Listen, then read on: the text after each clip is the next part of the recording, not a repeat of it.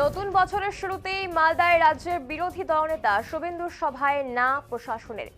শুভেন্দু অধিকারীর সভায় অনুমতি দিচ্ছে না স্থানীয় পুলিশ প্রশাসন। তৃণমূলের বিরুদ্ধে অভিযোগ পুলিশকে ব্যবহার করে সভায় বাধা দানের এবং এই অভিযোগ নিয়ে সরব হলো বিজেপি। বিরোধী দলনেতা শুভেন্দু অধিকারী সভায় অনুমতি না মেলায় রাজ্য প্রশাসনের ভূমিকা নিয়ে প্রশ্ন তুলছে গেরুয়া শিবির। আগামী ২রা জানুয়ারি মালদার চাচলের কলম বাগানে সভা করার কথা রয়েছে রাজ্যের বিরোধী দলনেতা শুভেন্দু অধিকারী, কিন্তু সেই সভায় অনুমতি এখনো পর্যন্ত দিচ্ছে না পুলিশ। আগামী ২ তারিখ চাচল কলম বাগান ময়দানে জনসভা করতে আসছেন রাজ্যের বিরোধী দলনেতা শুভেন্দু অধিকারী। জায়গার মালিকের কাছ থেকে সভাস্থলে অনুমতির শংসাপত্র মিলেছে। তারপরে বিজেপি নেতৃত্ব সভার প্রয়োজনীয় অনুমতির জন্য চাচল থানা আইসি এবং চাচল মহকুমা শাসকের দ্বারস্থ হয়, কিন্তু পুলিশ প্রশাসনের পক্ষ থেকে অনুমতি দেওয়া হচ্ছে না বলেই অভিযোগ।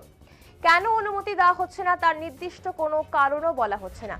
এই পরিস্থিতিতে এদিন সাংবাদিক সম্মেলন থেকে পুলিশ প্রশাসন এবং তৃণমূলকে নিশানা করে বিজেপি।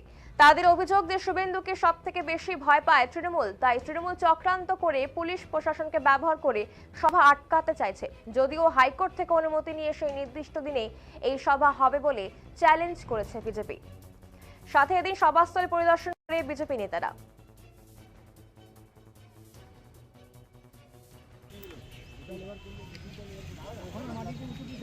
আগামী ২ তারিখে চাচল কলমবাগান ময়দানে আমাদের পশ্চিমবঙ্গে বিধানসভার যে বিরোধী দলনেতা মাননীয় শুভেন্দু অধিকারী মহাশয়, উনি জনসভা করবেন এই আগ্রহ করেছেন এবং আসবেন।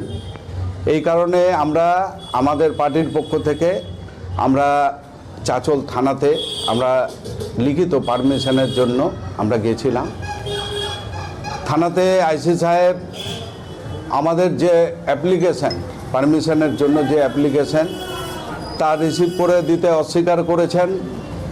আমরা সঙ্গে সঙ্গে গত 18 তারিখে আমরা রাত্রেবেলা মেলের মাধ্যমে ওনার কাছে আমাদের অনুমতিপত্রের যে কপি সেটা আমরা প্রদান করেছি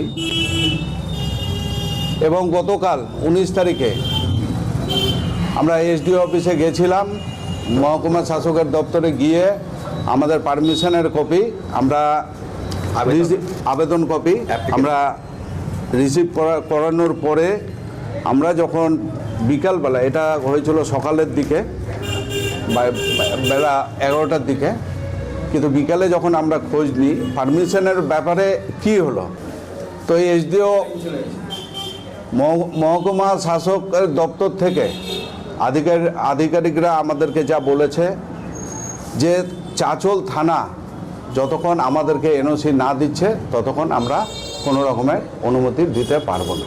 পুলিশের নির্দিষ্ট কোনো অভিযোগ নেই, কিন্তু ওনারা বলছেন যে আমরা পারমিশন দিতে পারবো না। কারণ কিছু দেখাতে পারছে কোনো কারণ ছাড়া ওনারা বলছেন যে আমরা কোনো রকমের অনুমতি আমরা দিব না। অন্যদিকে মালদার চাচলে শুভেন্দু অধিকারী সভার অনুমতি নিয়ে পাল্টা বিজেপিকে আক্রমণ করলো জেলা তৃণমূল সভাপতি। জেলা তৃণমূল সভাপতি আব্দুর রহিম বক্সি বলেছেন, মানুষ শুভেন্দু সহ বিজেপিকে প্রত্যাখ্যান করেছে। শুভেন্দু অধিকারী আসলে এখানে হামলা হতে পারে।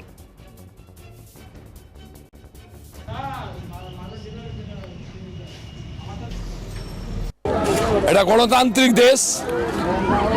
আমরা তৃণমূল কংগ্রেসরা আমাদের নেত্রী মমতা ব্যানার্জি গণতান্ত্রিক পদ্ধতিতে রাজ্যটা পরিচালনা করেন।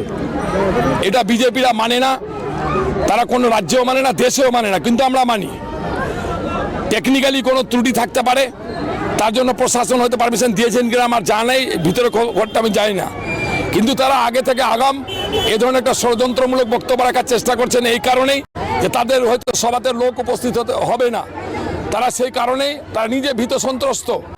যেভাবে এসআরের নামে মানুষকে মৃত্যুর মুখে ঠেলে দিচ্ছেন, যেভাবে যে ওয়াকাফ বিলের নামে মানুষের অধিকার হরণ করছেন, যেভাবে মানুষকে বাঙালির নামে বিজেপি শাসিত রাজ্যগুলোতে মানুষকে খুন করছেন, হতে পারে যে কলম বাগানে মানুষ তাকে আক্রমণ করতে পারে, সাধারণ মানুষ তাকে ঘিরে ফেলতে পারে।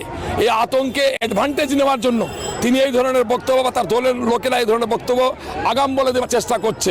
আমরা তৃণমূল কংগ্রেসে এর নোংরামি রাজনীতি করি না। তিনি যত খুশি মিটিং করুন, তিনি যত খুশি এলাকায় ঘুরে বেড়ান, আমাদের কোনো আপত্তি নেই। কিন্তু মানুষ যদি তাকে তাড়া করে, মানুষ যদি তাকে পিটায়, তার দায়িত্ব কিন্তু তৃণমূল কংগ্রেসের নয়, প্রশাসন আছে, প্রশাসন দেখবে।